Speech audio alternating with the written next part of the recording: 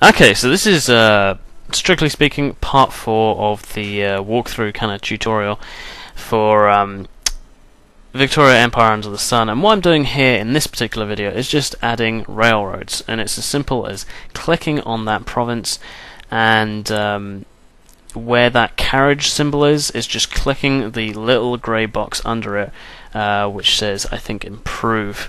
I can't quite see it too well from the editing bit, but yeah, I'm pretty sure it says improve. And what you want to be doing is putting railroads throughout your country, but at the beginning, you know what, it costs money, it costs resources. If you can't click on it, if it's somehow kind of dark grayed out, then it means that you probably don't have the resources or the technology to do it. If you've already got the technology because you've got early railroads or whatever, or experimental railroads, then what you need to be doing is making sure that you've got, I think it's lumber, I think it's steel, and the money. Actually, you don't have to have the money because it can go into credit, and that's actually the dangerous thing. Be careful. At the moment, I'm looking at my factories, but I will be getting onto railroad. Be careful you don't get into debt, because it's really easy to have just add railroad to the whole country and then suddenly realise you've got £100,000 worth of debt, and you know, a debt like that, probably at that amount, is very, very difficult, especially if you're at the early stage of the game, to pay back. It can completely screw up your game, and you know, it's not the best way to start. So just be careful with that one.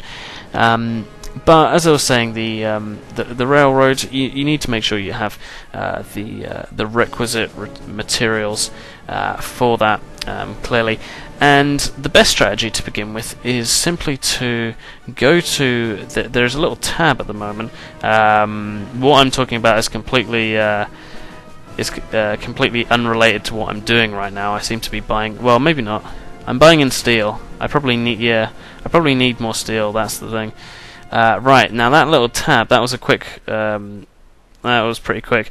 There's a little tab right next to the map that you see right at the bottom left, and one of them is the infrastructure, and it goes kind of bright green, and what you end up seeing is these little factories. They're very small, brown on the screen, and where they are, you basically want to connect them up with other ones. At least that's what I do.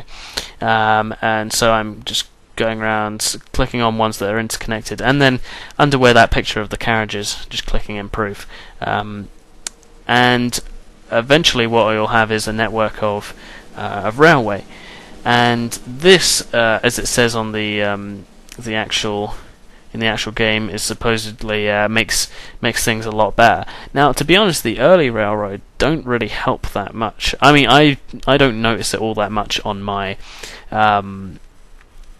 in terms of my my income, but you do notice it, like your soldiers. If you're moving them from one place to another, they always tend to go by where there's a province with railroad, because you know it'll be quicker that way. So for military maneuvers, you want it to be you probably want to have quite a few at your front line, so that you can always move your troops easily across the country.